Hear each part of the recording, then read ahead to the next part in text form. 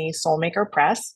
For any of you who have read any of the Eros Sutras or any of the other books that Nicole and others have written, they all come out of Soulmaker Press. And Soulmaker Press is our independent publisher. We focus clearly on books around feminine spirituality, liberation, social justice, women's power, flow, and much more. So without further ado, I will introduce Courtney, and we'll do as we normally do. Towards the end, we'll have time for questions and reflections and like that. So welcome and thank you for joining us today and speaking. Courtney, take it away. Hello. Great to see you all. Well, some of you I know, some of you I do not know, so welcome and nice to meet you. I was, like Alicia said, I run Soulmaker Press, which is our publishing company, and I thought I could talk a little bit about that and what it is and what we do and what we provide and offer out into the world. And then I can tell you a little bit about how I came to be doing that. So as Alicia mentioned, Soulmaker Press, it's a publishing company. And the idea behind it is a place that publishes books and materials that show a feminine path to liberation. So there's many types of spirituality out there in the world, and we happen to have one here that is different from a lot of them, with a very, a lot of options in the world of spirituality are very masculine. Be a good person, do good things, transcend your body, have no desires, things like that. And feminine spirituality is very different than that. Eros is very different than that. And so Soulmaker Press provides the materials that can bring this out into the world. So there we have a number of books that show the path, and it's all based on the Eros Sutras. So many of you come to Sutra study, which happens, there's a weekly Sutra study, and then there's daily Sutra talks. And the Eros Sutras are the foundation of the philosophy of Eros. And it's a 5-volume series, and we are publishing volume 5 this fall, early winter. So you can look forward to that one coming soon. But it lays out the whole philosophy and path and practice of Eros. And then from there, there's a number of other books that it's kind of like it tells you about everything, and then there's books related to them. So there's certain sutras on the topic of play, and then we also have a book called Play, and there's sutras on erotic justice. You can't read them yet, but you will be this fall when the volume 5 comes out.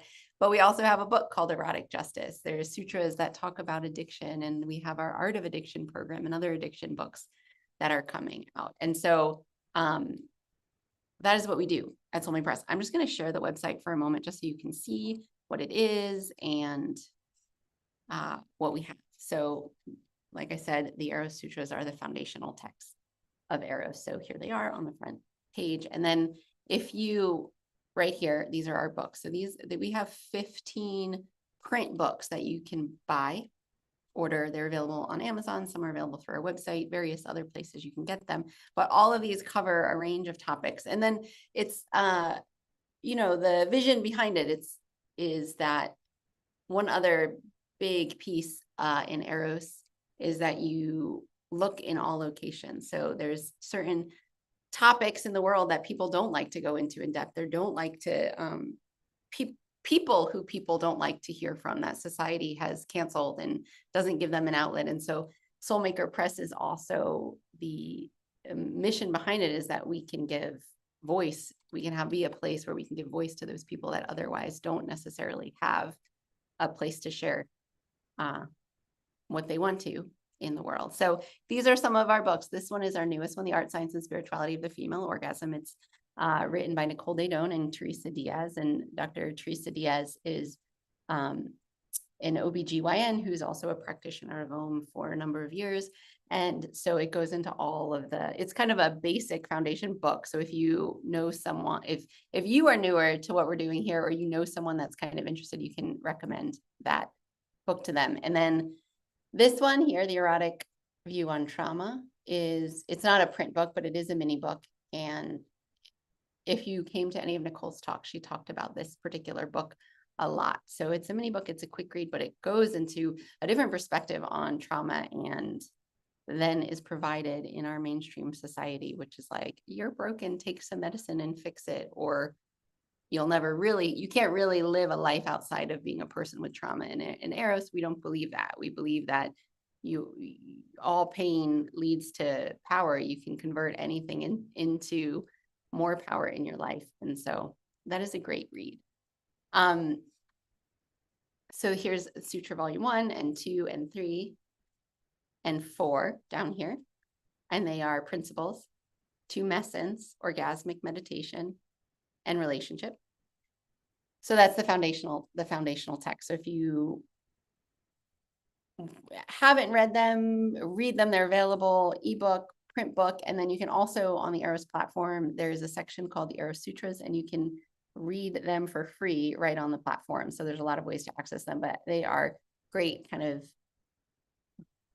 what are we doing? What are we talking about? Kind of background philosophy of everything that underlies each of the books that we sell here and each of the courses, blogs, anything you might find on the Eros platform. So highly recommend those. In Yours Kitchen is a book by Yia Vang, who is on this call right now. It is a memoir of a Hmong daughter. So it's about her journey getting to know her mother in coming to know her culture. I know she did one of these talks maybe last week and might have talked about it, but she's also done other platform calls about it. But it is a phenomenal read. And then The Art of Soulmaking for the Incarcerated and The Art of Addiction are two of our kind of, well, The Art of Soulmaking for the Incarcerated is actually what started the publishing house. It was our first book, and we wanted to do a program for people in prison. And it is this book. It was COVID, so we couldn't go into prison and work with people. And so Nicole and Beth Wareham wrote this book, and it is a workbook that you can go 1 week at a time, or however long or slow you want to go through it. If you don't know about this book, it's phenomenal. If you don't know about this program, it is phenomenal. There's tons of calls on the platform. I think Nancy does one at least every week, if not more than that. She runs the program that involves this book, The Art of Soulmaking, part of the prison monastery program. And you can have a pen pal with someone in prison, and you go through the book while they go through the book. And you write letters to each other. So you have a pen pal. And I have had a number of pen pals, and every single time I write with them, I read the book again. I've read this book many times, but every single time you get to uncover something new about yourself, or I have gotten to uncover something new about myself. And then The Art of Addiction is also was developed as part of our prison program, and it's available to anybody. This book, all of these books are available to anybody, but it was started for people in prison, and it's just a different way of looking at addiction. Instead of something wrong and shameful that we need to hide, it's looking at what's inside of it, and what can you get out of it, and what's the power underneath of it. And it is also a phenomenal book, and it is part 1 of a longer book that will come out one day. So we'll definitely have more on addiction that will come. And this is volume 5 of the Eros Sutras. It is not out yet, but it will be soon. These are 2 books also that are coming soon, not out. I don't have their publishing date, but hopefully sometime this year. And then Erotic Justice, like I mentioned, we change the world if we can we change the culture if we can change ourselves. And so what is actually real justice? Social justice, typically we think of it outside protesting and being really angry, and in this book, Nicole goes into, I like this little subtitle, Making Social Change from Love. And you have to start with yourself. And if you can find a place inside of yourself where you can have that, if you can change your own self and open up to things in the world, then, and find forgiveness in your own self, then that's how the world will actually change. So anyways, another phenomenal read. And then here we are with, this is the Eros Sutras workbook. This will be a series that will go along with, this one goes along with volume 1 of the sutras, but each book will have their own workbook. coming soon. And the Age of Eros Manifesto, it's a manifesto of connectivity and consciousness. It's a short read, available for free for download on here, or you can order it. And then The Art of Soulmaking is a longer version of the prison program book. This one is 26 lessons long, whereas the other one is 8 lessons long. So if you want to dive in even deeper, that's the one to go to. Play, A Path to Genius. It's, living life from the point of view of seeing everything as a game. What happens if that's your consciousness? So, which to me, and I'll tell you a little bit more about me once I go through this. I'm taking a little longer than I thought, but I'll just little peek at every single book for you to pursue any that calls out to you more. I'm a very serious person, and when the idea of play was like, what are you talking about? Life isn't play, life is serious. I have to take everything seriously. And so this idea is something in Eros that's really changed a lot in my world. From Guards to Guardians, part of our prison monastery program. If you're going to make significant change inside of the prison system, you can't just expect that to happen if you're working with the prison residents, the correctional officers. It's a whole system. It's a prison system, and so this program has been used in prisons with some correctional officers. Hisham, who is on this call, he's probably has a fake name like AV Tech or something, because he's doing the background technology stuff.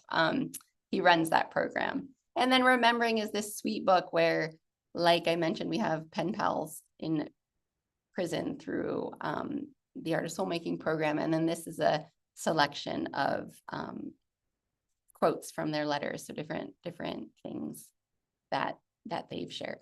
I skipped some books. These books, they're not out yet. They will come out one day, and these books will come out one day. So that's a little taste of the books that we have, a little bit about Soulmaker Press, and feel free to peruse the website. I'm sure somebody did or will put that link in the chat, so you can look at it if you want. And then I think I'm supposed to take questions at the end, but if you have any questions about the books, you're welcome to ask me anytime. But I will just tell you a little bit about me and how I came to be running a publishing house. There you go. There's your link. So I do not have a background in publishing. I used to teach elementary school. I have a master's degree in elementary education with a specialty in special ed. And so I graduated college, and I wanted to change the world. I want to do something good in the world. And I struggled with depression from as long as I can remember. Depression, anxiety, eating disorders. I was on medication. I was in therapy. I was in and out of the hospital through high school. And so I went away to college, and I was like, well, I'll feel better if I do something good. Like I just feel something needs to change in the world. And as long as I'm doing good for the world, then I will feel okay. So I really believe that. So that's why I joined the New York City Teaching Fellows, which is a program where if you haven't studied education, you get 2 months or 6 weeks of training over the summer, and then you get placed in the worst schools in New York City, the hardest classrooms and worst schools. So, the other thing about me, I was the quietest, shyest person that I've ever met. Like, I couldn't talk in front of people at all. Didn't say a word. So I was quiet, I was shy, and there I was in the Bronx in the worst school. And I was teaching kindergarten. So it wasn't like, but it was, and it was a quite an intense environment. And I loved my students, and I loved working with them, and I loved the ways that I could make little changes in their lives. And then I got exhausted. I taught there for 5 years. And by the end, it was like, wow, all I do is yell at small children all day long. That is not who I thought I was going to be, but I was so stressed out. And I was having all of these physical issues like plantar fasciitis and tendonitis and everything you could have with your legs and your feet, because I taught in a 5th floor classroom, and I was teaching special ed. I had a different class every period. So I was doing thousands of steps a day, just up and down the stairs in this old, I don't know if anybody knows what New York City public schools look like, but there, for a couple of years, I taught in a rat infested trailer, and then I taught on the 5th floor walk up. Anyway, it was rough. It was intense and with rough kids. And so I wasn't happy. And I was so confused because I was like, my whole life, I thought as soon as I do something that's good in the world, then I'll be happy. And then I wasn't. And it was like, oh God, what do you do now? What do you do now? Something has to change. And I had no idea what. So I left and I went traveling around the world. I'd spent the summer before teaching at an orphanage in Cambodia.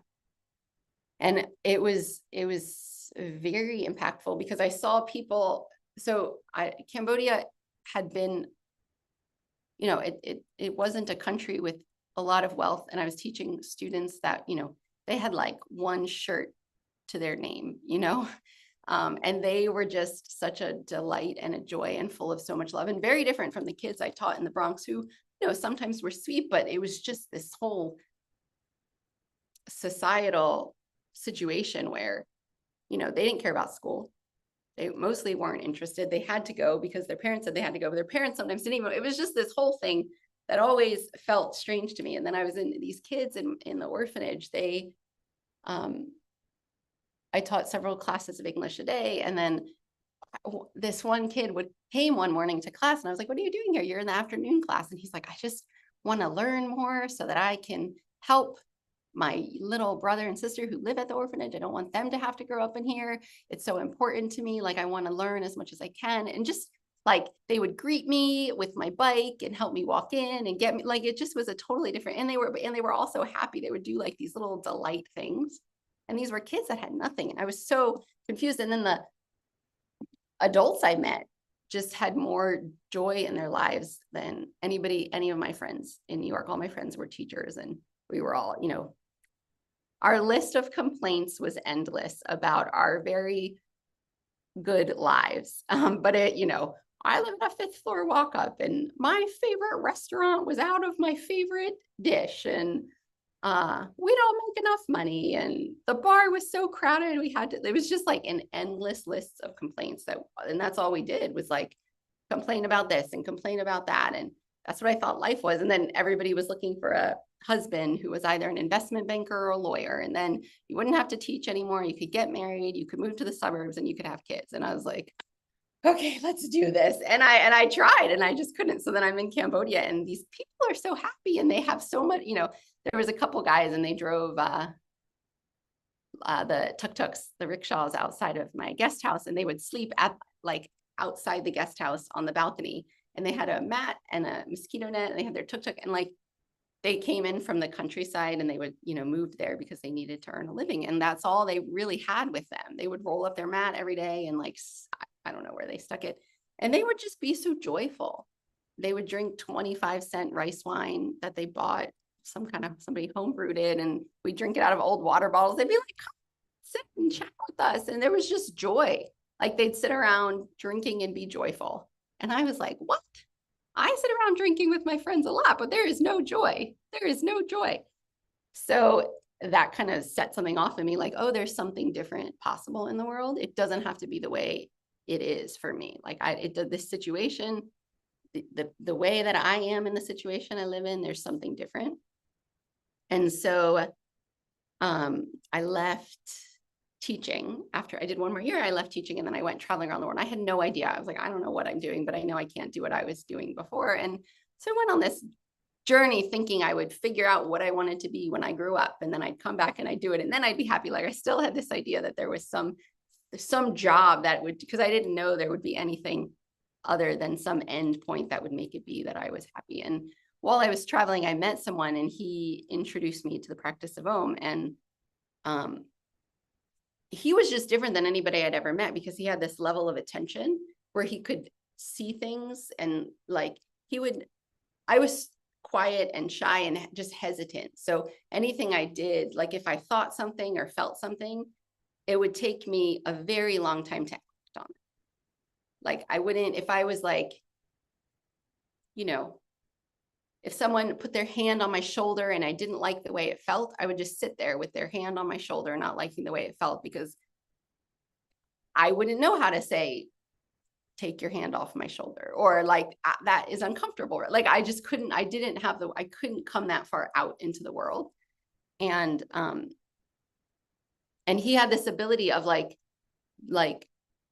shifting, like he would move, if he put his hand on my shoulder and it was uncomfortable, he would move it before I could even think about the long journey it might take me to say something. I don't know if that makes sense, but it was this like, he is more comfortable with whatever is going on than I am. And he has enough attention to notice it, sense it, and then adjust the situation. And I was like, wow, I've never met someone with that much attention. Like, everybody else I know is very much concerned with what they want or what they feel. And there isn't that like, oh, if this is uncomfortable for me, it's uncomfortable for them too. Like, and I kind of could see that there was this different way of relating that, and I didn't understand it and I didn't know, but I was like, there's something to that.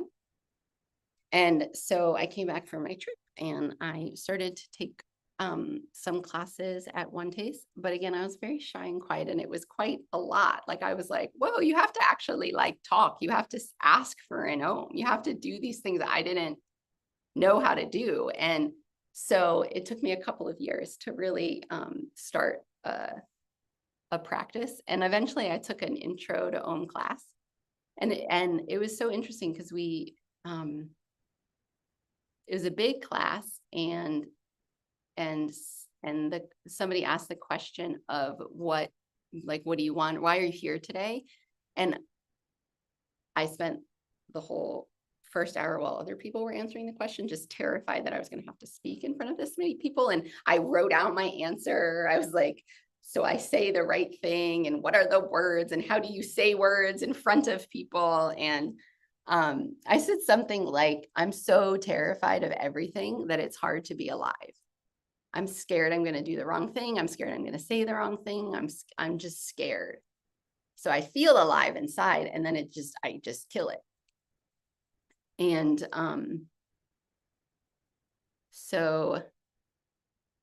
and then it was like, I said that, and it was Nicole and Rachel were teaching a class, and I could see that they knew what I was talking about.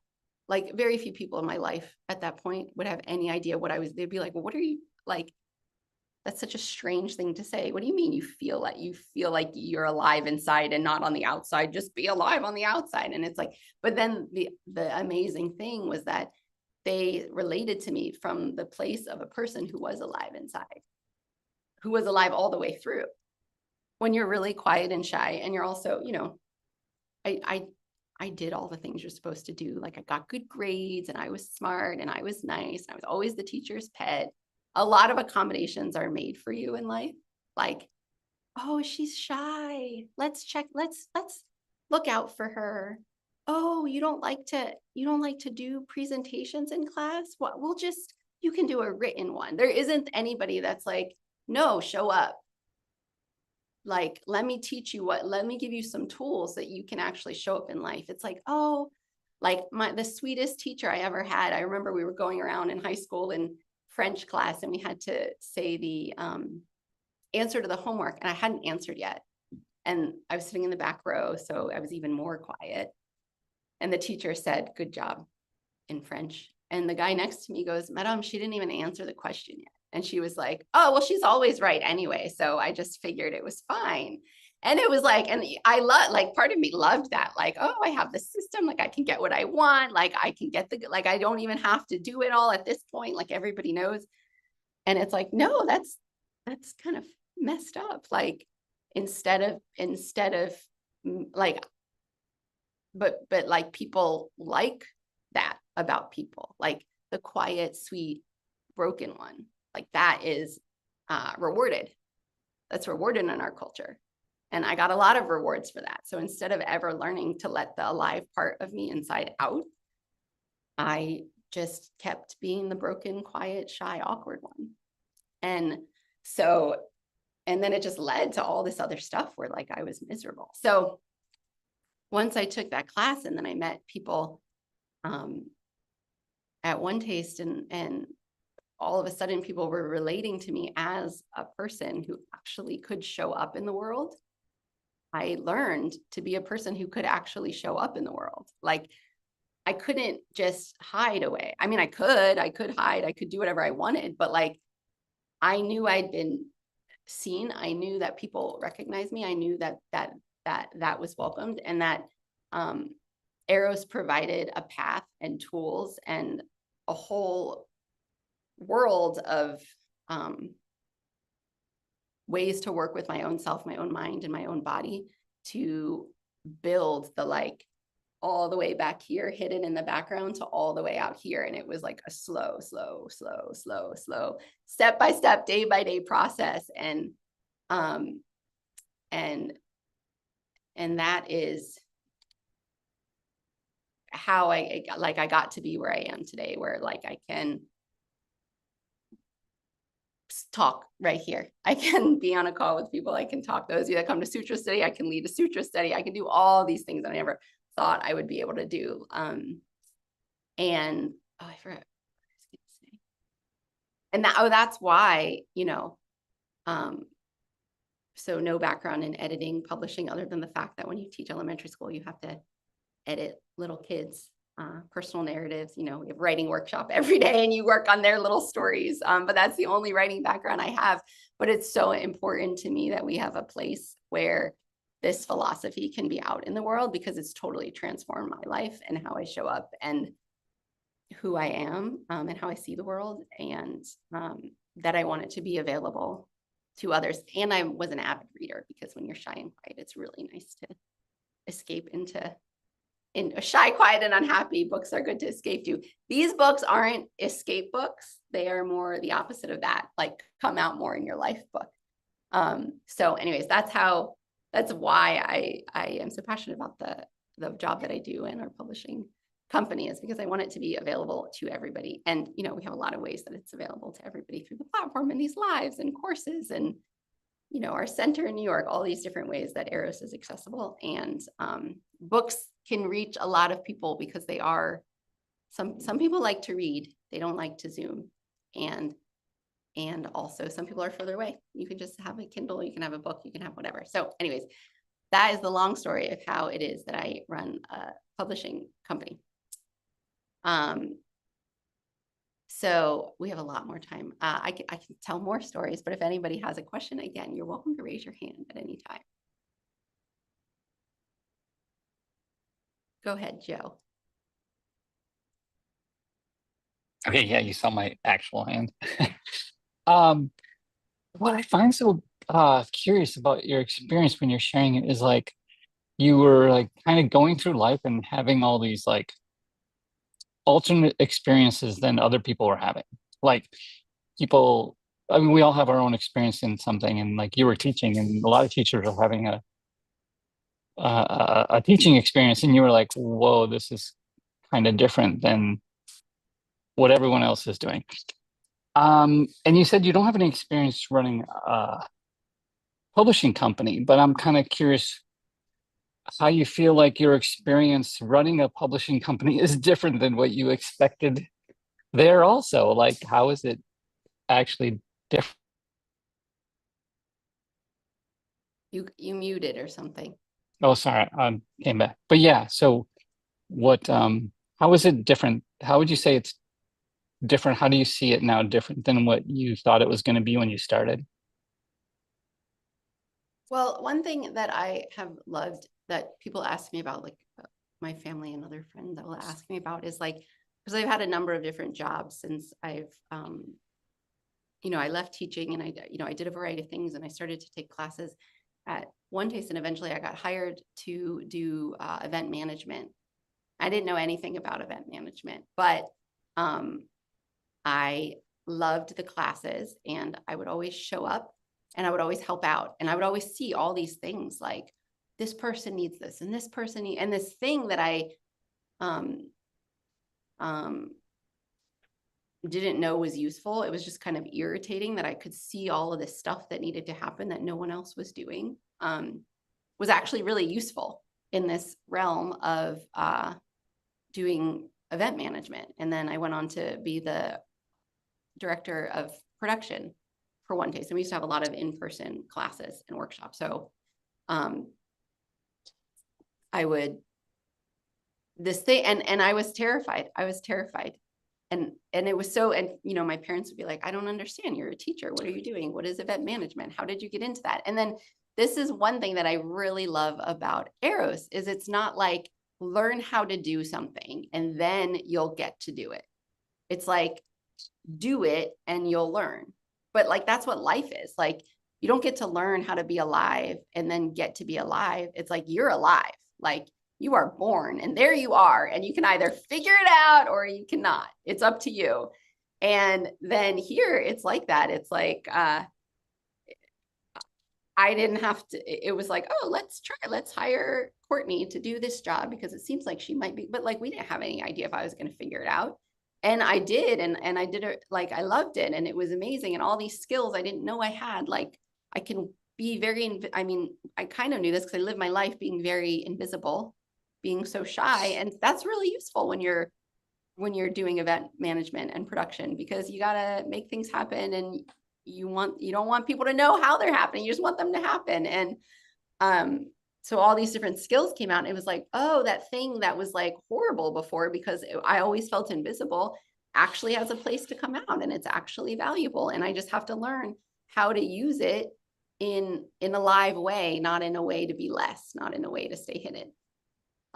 So I had that job for a while. I had other jobs, and like every time it would be like, and my parents would be like, how do you have a different job? What do you know about publishing? And it would be like, here we go, and I'm going to figure it out as I go. And then that's what it's been like. It's just like, so there is all, and I'm getting better each time. It's like, I could never do that. I don't know how to do that. And now it's like, I can just say like, I do not know how to do that. How am I ever going to do it? And then start to figure it out. Whereas before, like when I came back from that trip around the world, I started to look for jobs, and I would like look at a job. And if it was interesting, I'd think, do I know how to do that? Maybe a little bit. Do I think they would hire me? I have no idea.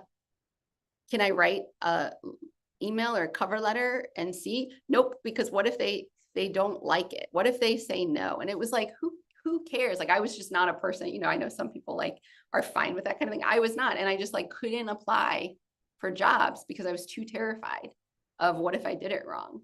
And now it's like, okay, I don't know how to run a publishing company. Okay, ask a lot of questions, try this, make a mistake. That was not a thing I was okay with. I was not good at mistakes before. If you make a mistake, it meant you were a failure, and that is bad. But it's like, oh, if you make a mistake, you get to learn something.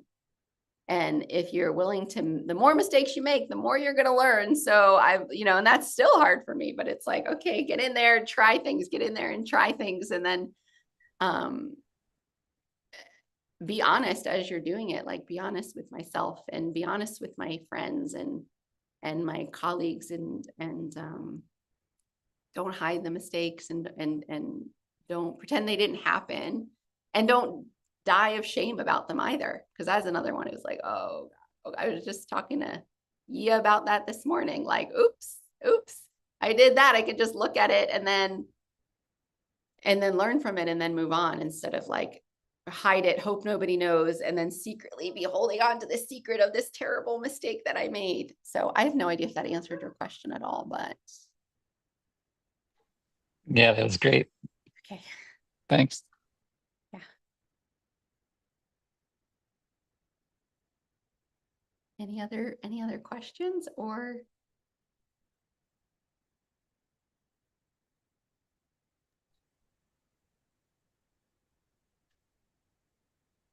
Russell.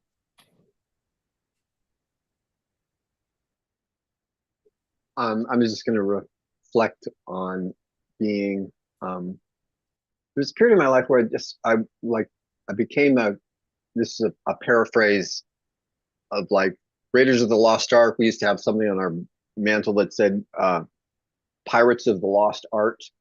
But Nixon was an unindicted co-conspirator, and so I became an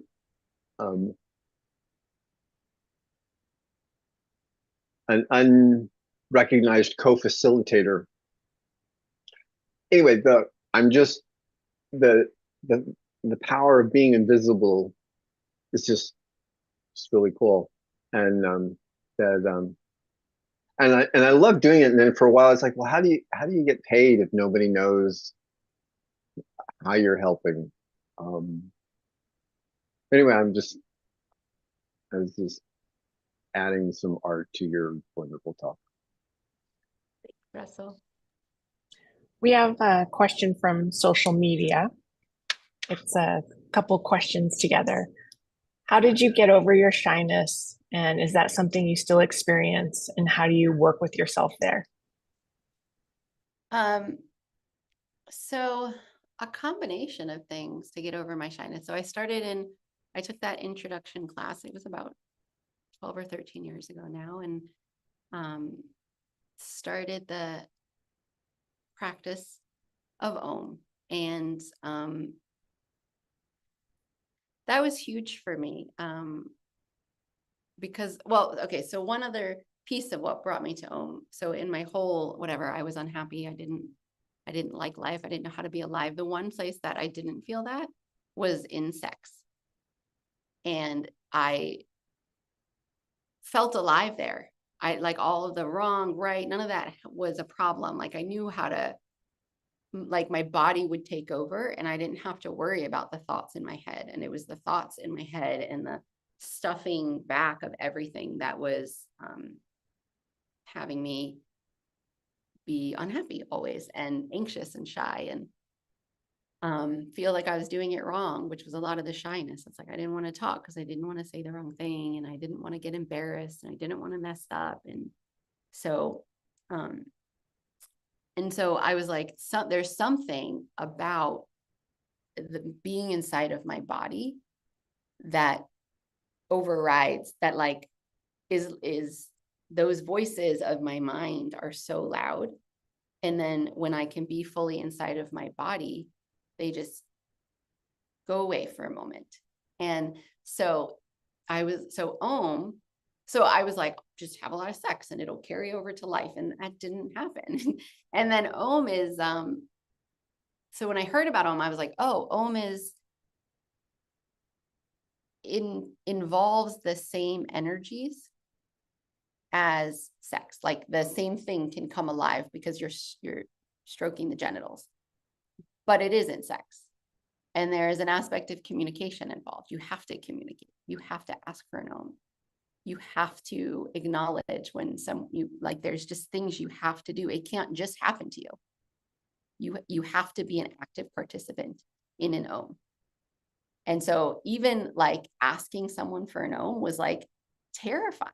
And then saying yes if someone asked me, like all of the like crazy thing, like, oh, what if I shouldn't say yes? What if it's the wrong thing? And it's like, no, literally that you signed up to try this practice. You can say yes and you can say no. And it can be based on what you're feeling like, not based on an endless mind chatter of fear and terror about doing something wrong.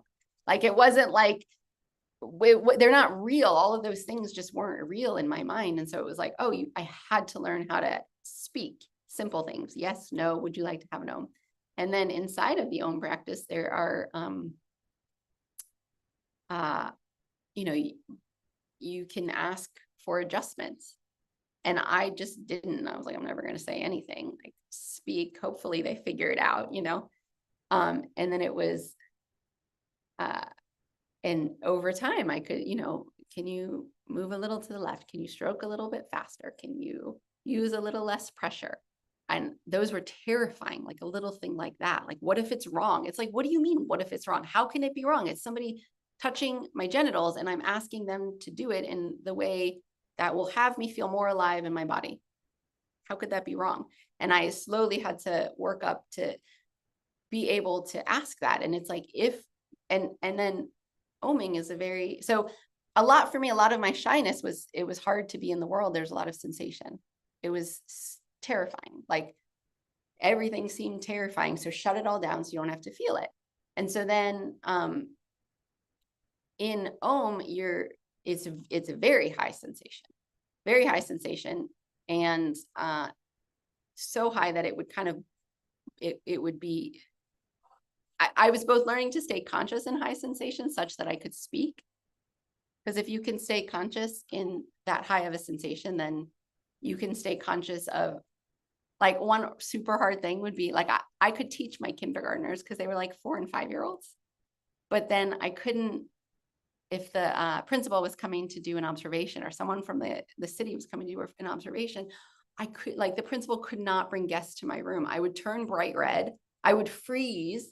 I would break out in splotches. And he would just be like, this is Courtney. She went to a really good school and she's a great teacher. And he'd take them to a next classroom because he was like, because I would just stare at them. I'd be like,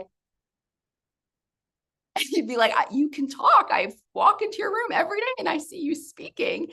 What is wrong? And it was just too high of a sensation and would result in freeze. And so the practice of Om and developing a consistent practice had it be that I knew how to stay conscious in a high sensation, and I learned how to make adjustments. I learned how to make requests, and I learned how to ask for an Om. And then suddenly, like, the everyday situations in life are easier to handle because I don't get knocked out by the sensation. So that is one way that's like a huge way of why I overcame my shyness, was just learning how to be in high sensation and stay conscious. And the best way I know to do that is through the practice of orgasmic meditation. Great answer, Courtney. There's one more that's come in. Someone who's interested in hearing more about the future books that are coming. Question is, what are some more, give me some more information about the future books. Well, like I mentioned, the 5th volume of the Eros Sutras, which is Liberation and Justice, is coming out this fall. It is an amazing, amazing volume. I'm very excited for that one to come out.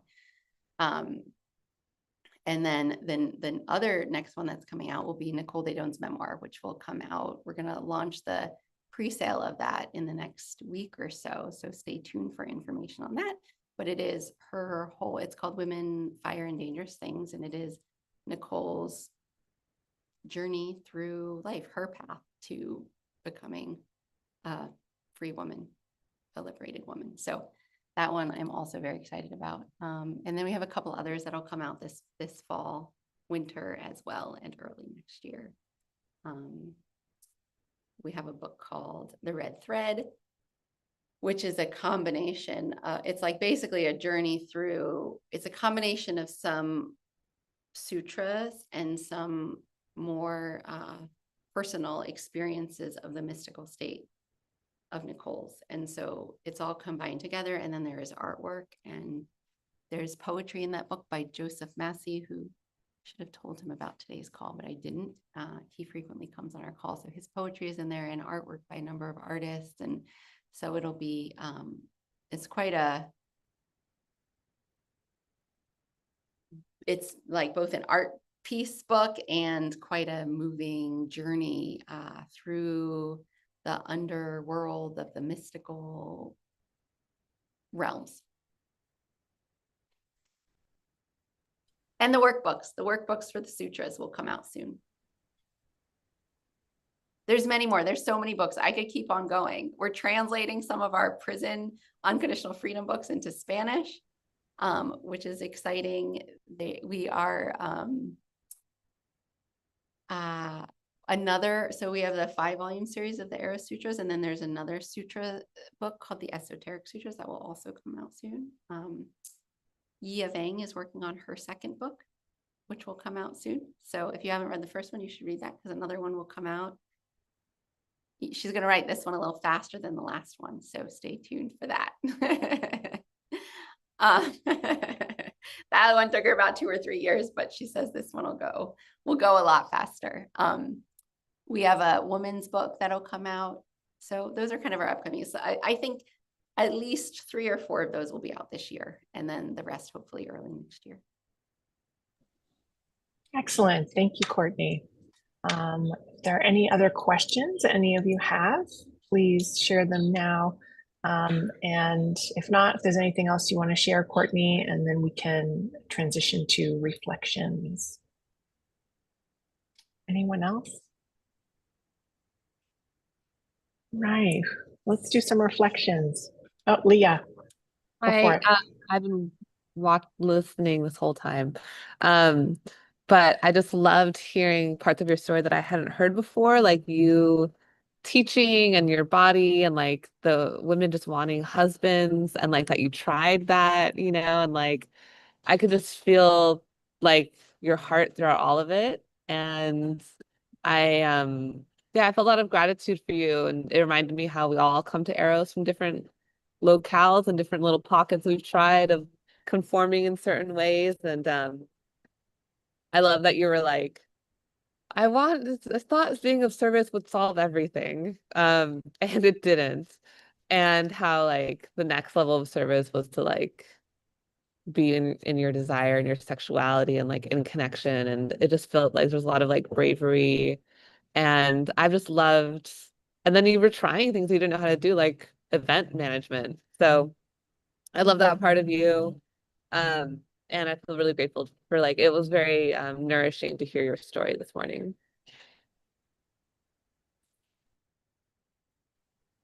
Nice one. One or two more, a couple more reflections for Courtney.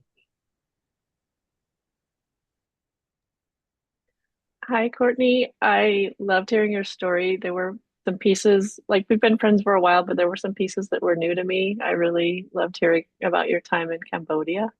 And